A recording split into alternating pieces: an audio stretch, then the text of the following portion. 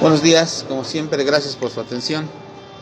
Miren, desde hace algún tiempo me han venido preguntando algunos medios de comunicación respecto al asunto que tiene que ver con la termoeléctrica de Morelos, ya que de hace muchos años formamos parte del movimiento de Morelos también, y el asunto de lo de la ley de aguas a nivel nacional, y me preguntaban si era posible que de alguna manera diéramos alguna información al respecto. Yo les comenté, por cuestiones de trabajo hemos estado un poco alejados de los montes de Morelos y el asunto de la ley de aguas. Hemos estado participando con la organización que se llama Agua para Todos, Agua para la Vida, que también maneja los dos movimientos. Y entonces, en base a eso, pues tomamos la determinación de, valga la expresión, de comunicarnos con ellos y solicitarles que vinieran a explicar precisamente el problema de la termoeléctrica, el problema de la ley de aguas. Y me preguntaban qué estaba pasando con el asunto de los límites a través de la entrevista que estuvo con Andrés Manuel López Obrador el día que vino aquí a la ciudad de Tlaxcala. Entonces vamos a abordar esos temas, si les parece. Está con nosotros el compañero Eduardo Hernández. Él es de la Coordinación Nacional de Agua para Todos, Agua para la Vida, y en circunstancias le va a explicar exactamente y les va a sacar todas las preguntas que tengan que ver con los dos temas, que es la termoeléctrica y el asunto de la ley de aguas. Y están con nosotros los compañeros de San Pablo del Monte y una compañera de Cuiclapilco para abordar los temas que corresponden básicamente a los límites y al asunto de la laguna, que fueron los dos documentos que entregamos ante Manuel López Obrador el día que estuvo acá con nosotros en Tlaxcala, ¿no? Entonces vamos a dar la palabra al compañero Eduardo Hernández, de la Coordinación Nacional de Agua para Todos, Agua para la Vida. Buenos días. Bueno, miren, el asunto que nos trae aquí con el doctor, que es también la organización CURLA, es miembro de la Coordinación Nacional Agua para Todos, Agua para la Vida, nos pidió que les diéramos a ustedes una explicación de lo que está aconteciendo en el estado de Morelos y en las regiones aledañas respecto a la construcción y operación de una termoeléctrica ahí en Huexca. Bueno, resulta de que ahí hay un conflicto político-social por los daños que se pueden causar a las poblaciones aledañas.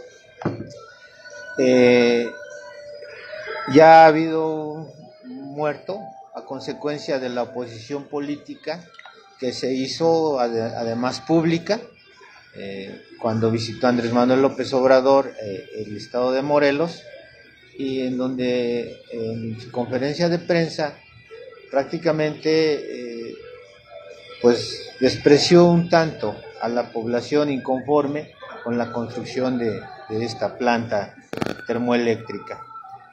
En ese sentido, a los pocos días sufre un atentado el compañero Samir Flores y muere en el trayecto camino al hospital.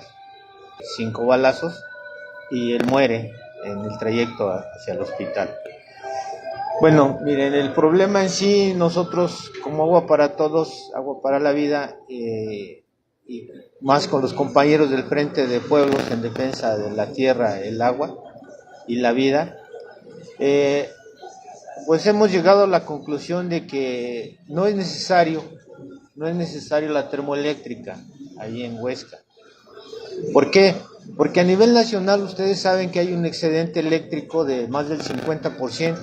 O sea, hay bastante electricidad como para poder haber empecinadose en construir una planta termoeléctrica. Esta planta termoeléctrica obviamente es una herencia de sexenios pasados. La construcción comenzó con el sexenio de Felipe Calderón y bueno, se concluyó prácticamente su construcción en el sexenio de Enrique Peña Nieto, perdón. En ese sentido es que nosotros hemos calculado que esta planta va a tener un costo de más de 100,000 millones de pesos. Y nosotros decimos, ¿por qué no bajar la energía solar? Y según las estimaciones de especialistas,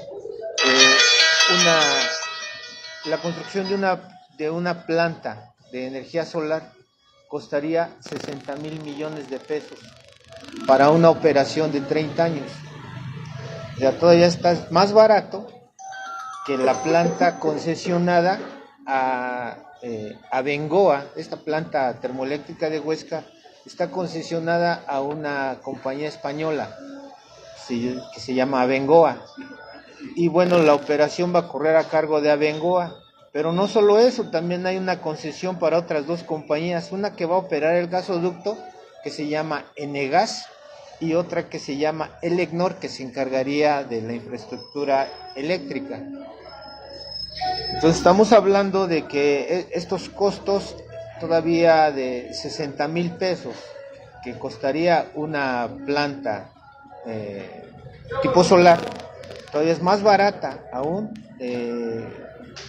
incluso pagando las multas por contratos que se hayan tenido con Abengoa y con Elecnor y con Enegas.